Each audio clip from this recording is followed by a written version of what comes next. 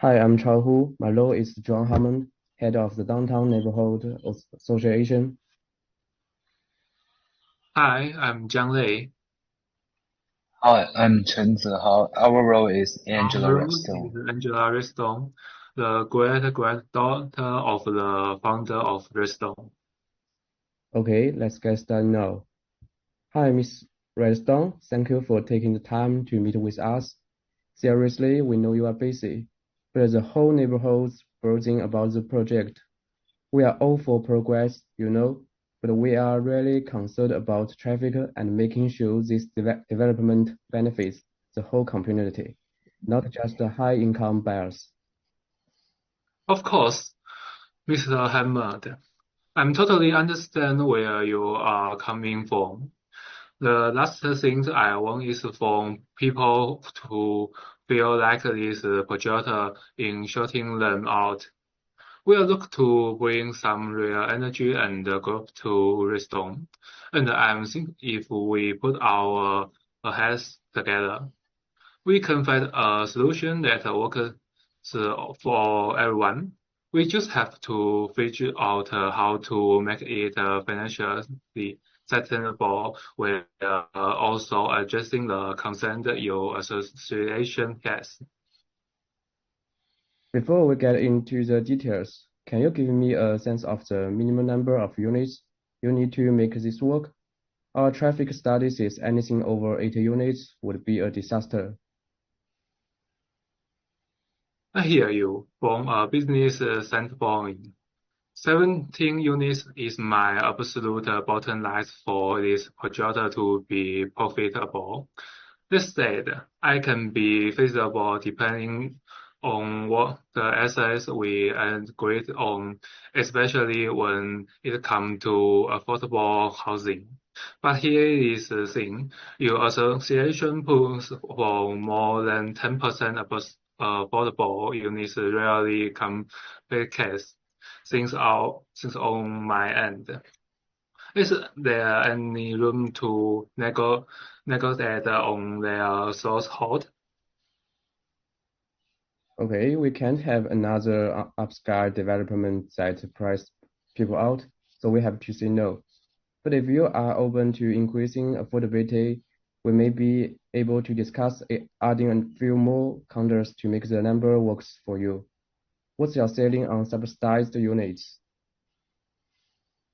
My marketing team has been pretty clear that we can't all go out a third of the units being affordable. My more than that, and we risk making a project list appealing to buyers. But let me ask you this: if we increase the total unit count to 80, could we work out a lower percentage of affordable until to keep everything balanced? 80 units is a hard limit for us. Traffic aside, our public stance is 40 units. So if you want to go above that, you are going to have to bring something really solid to the table in terms of affordability. Otherwise, it's a non-starter. Let's work things out. What if I propose 75 total units? That's a good bit lower than my ideal 100, but it keeps us in the workable range. And out of those 75, I can commit to setting aside 20 units of affordable housing. That put us at 26%, which is already a lot more than the 10% you originally asked for. Think that could work. All right, 20 out of 75. That's a step in the right direction.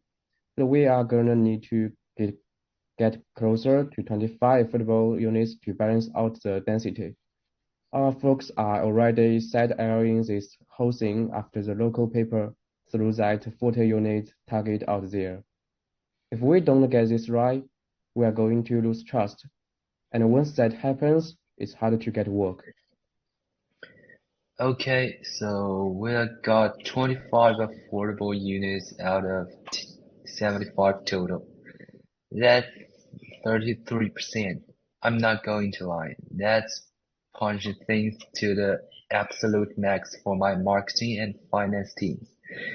But if you are willing to publicly back the project and show your support, I think I can make it work. Would you be open to that? Maybe we could also look at the tweaking the design. Smaller buildings, improved traffic flow. Could that help make things more palatable for your site? Design changes will help, but they don't solve the core problem. What really important here is making sure the numbers add up for the community. So let's log in 75 units total, with 75 set aside as affordable. That keeps us under the 80 unit traffic limit and lets us get the housing benefits. 75 units, 25 of them affordable. That's a 23% cut to my margins. If I'm going to move forward with this, I need to something in return. Maybe we can work out an agreement for faster permitting, or at very least, a public endorsement for the association. Look, I can't magically speed up the permits. That's out of my hands. But if we lock in this deal, I'll make sure the association doesn't risk a thing. In addition, we'll publicly support the project in the local paper, something along the lines of big win for affordable housing in Redstone. That way, you get some positive price to balance out any concerns. Sound good? Alright, 75 units, 25 affordable, but I need to commitment. No more demands on parking or design. Okay, got it. We'll keep all our compliance checks focused on the unit count and affordability stuff. Let's put together a joint statement to get ahead of any potential backlash. Perfect. I will have my team draft up the Steam sheet and send it over by tomorrow. Great working with you, Ms. Reston. Hopefully, this can be a model for how to handle future projects in Redstone. Absolutely. Redstone deserves to grow in a way that benefits everyone. And this is a step in the right direction. Okay, that's all. That's all.